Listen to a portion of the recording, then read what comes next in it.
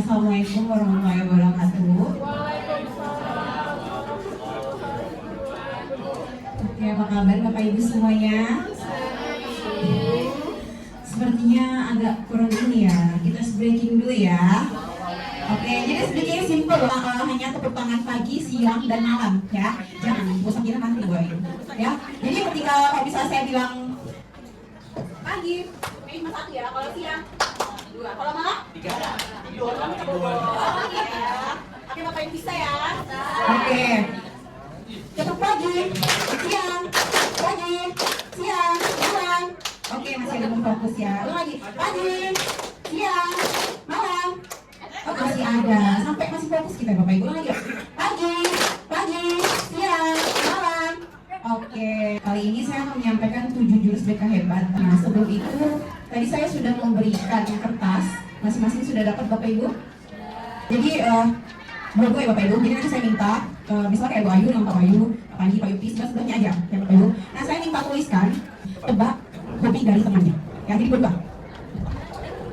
Hobi, ya. Ya, jawabannya aja, oke, satu. Hobinya Bapak Ibu, kemudian yang kedua, tuliskan warna favorit temannya. Ini Bapak Ibu tentang aja dan bertanya, karena dulu aja. Oke, Bapak Ibu, pertanyaan ketiga, tulis nama minuman favorit temannya. Minuman favorit temannya. Sudah, oke, yang keempat, berapa ukuran sepatu temannya?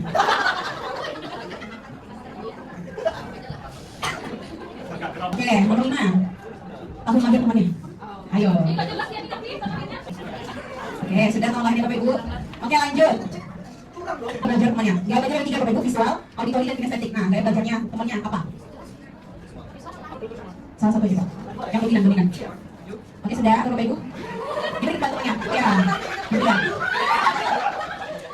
Oke.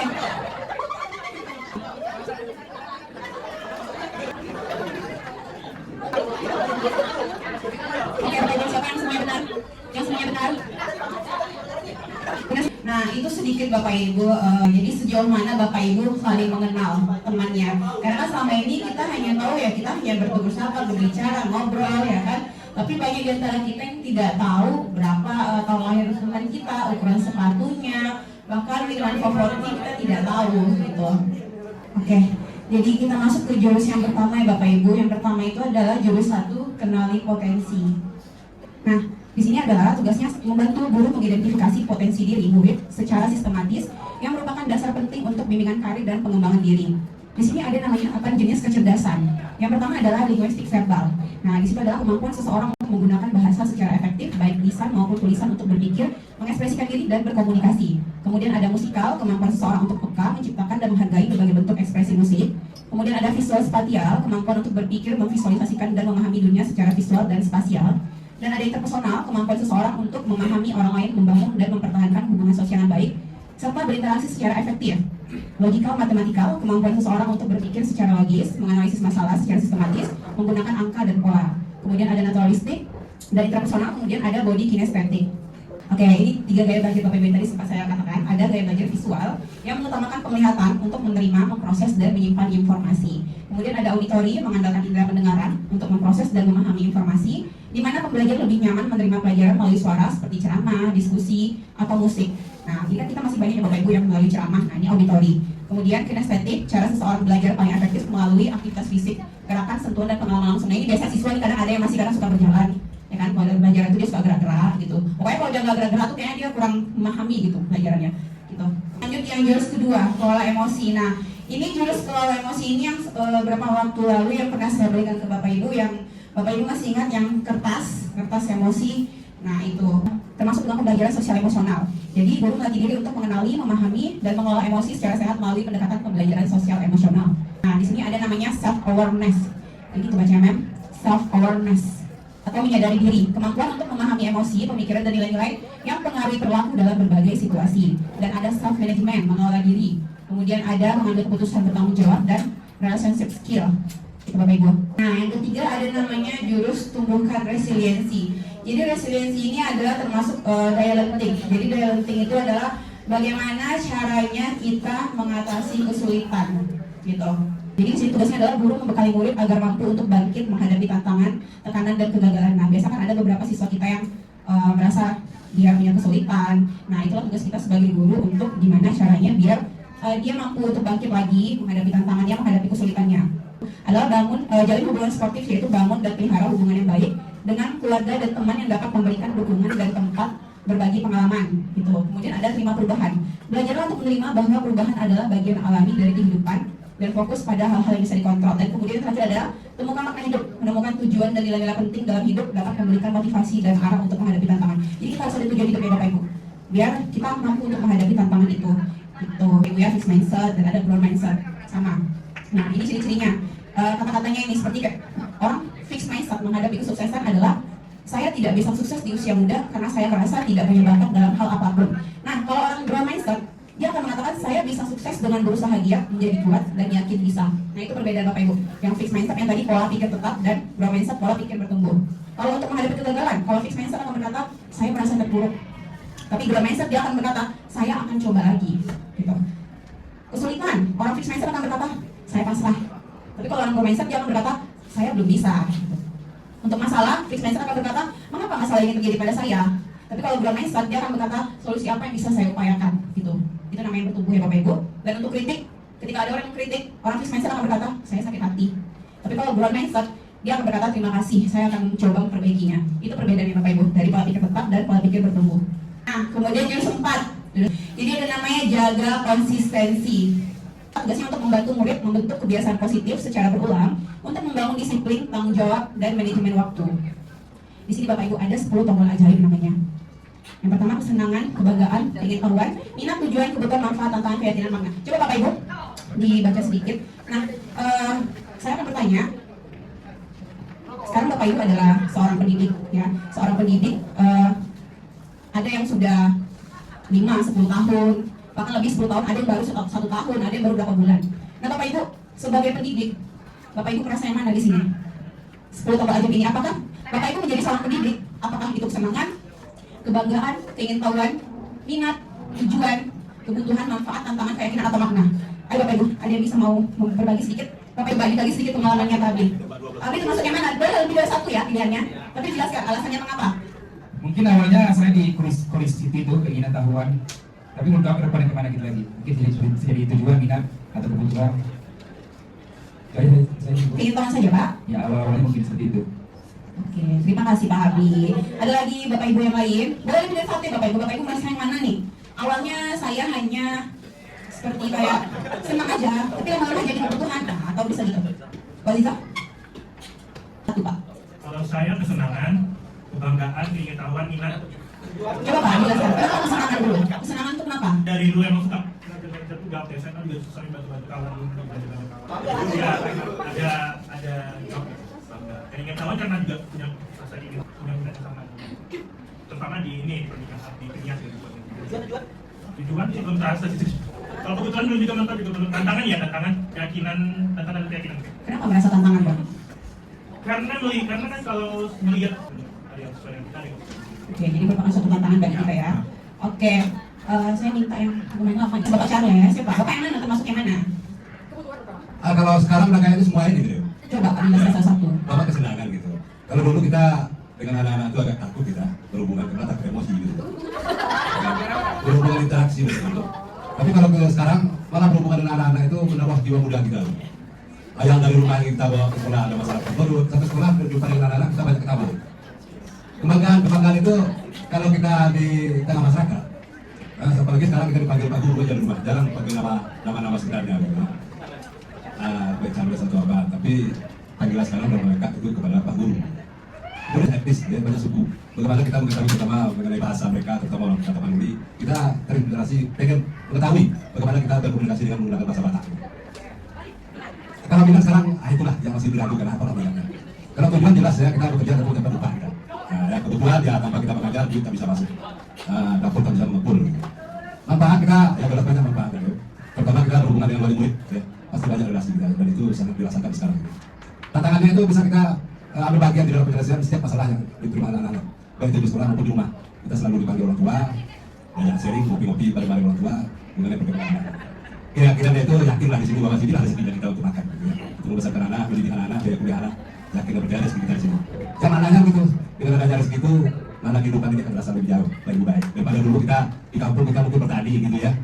Tapi sekarang memang Allah yang terkandung di dalam itu, kita syukuri aja lah semua yang kita dapat di sini. Terima kasih. Oke, beri tepukan dulu untuk Bapak Charles, Bapak Ibu. Terima kasih Pak Charles. Berarti semuanya termasuk ya Pak, dari 10 tombol ajab ini ada semuanya di kita.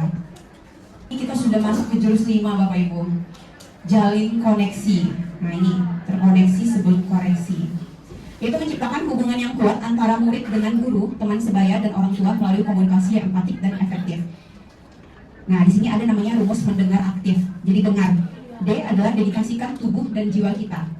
Kemudian E, ekspresi diperhatikan. Jadi perhatikan ekspresi Bapak Ibu. Kita harus bisa mengobservasi itu. Kemudian N, netralkan posisi.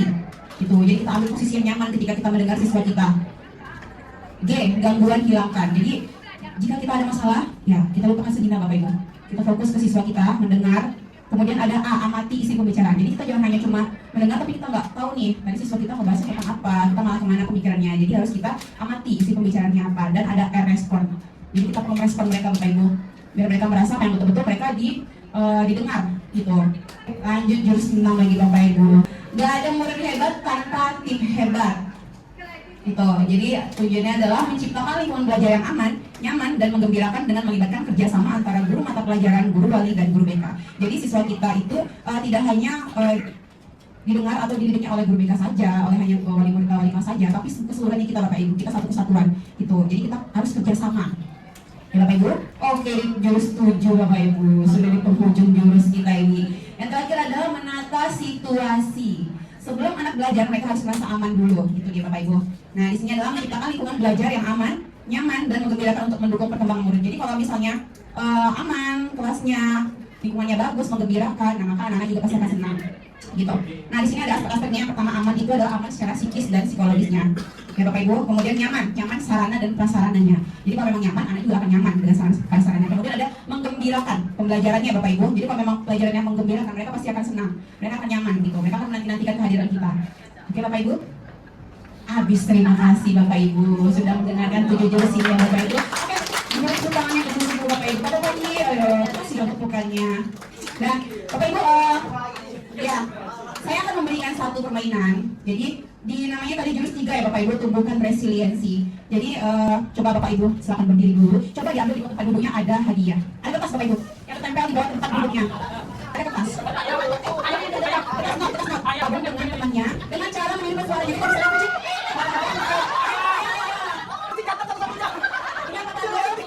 Oke Bapak Ibu, ketika saya mengaksen, Bapak Ibu harus dengan suara ya. Ketika saya mengaksennya. Kunci. Sapi, sapi mana?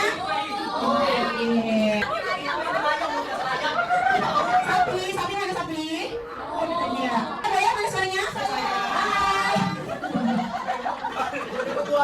Kami mana suaranya? Oke, terima kasih Bapak Ibu. Bapak Ibu masing-masing satu kartu ini.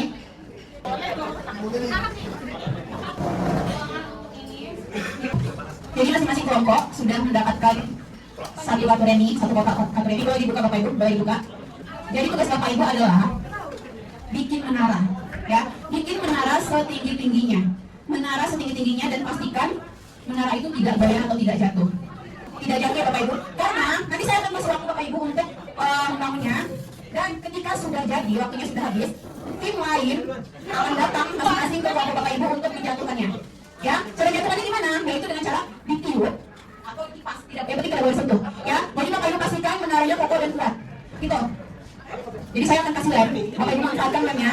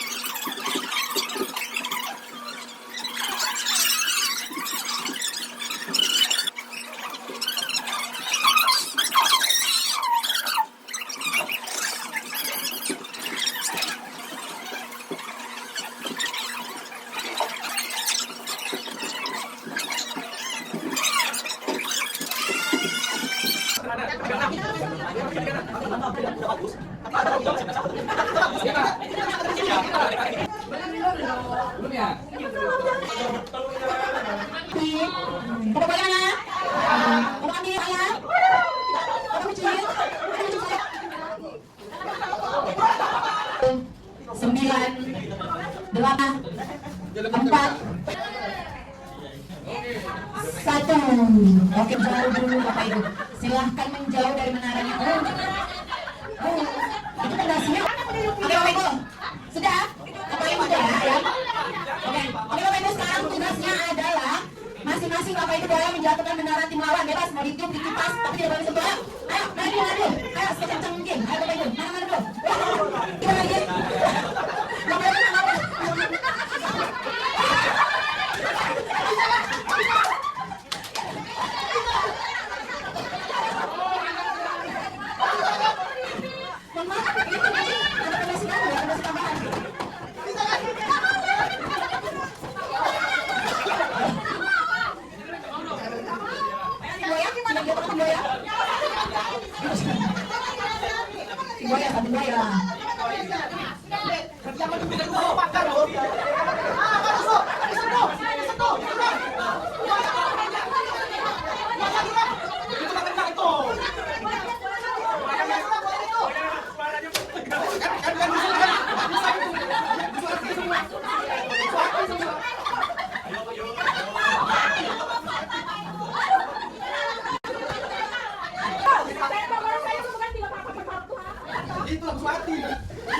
Oke Bapak Ibu, sepertinya kalau diperhatikan sepertinya tim buaya ya, tim buaya ya. Buaya mana Surabaya?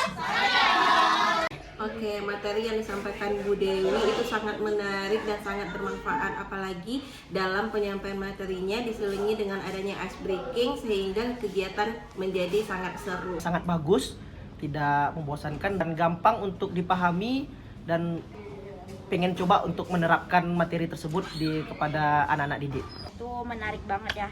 Jadi sebagai inspirasi juga untuk guru-guru biar bisa nerapin ke murid-murid nanti.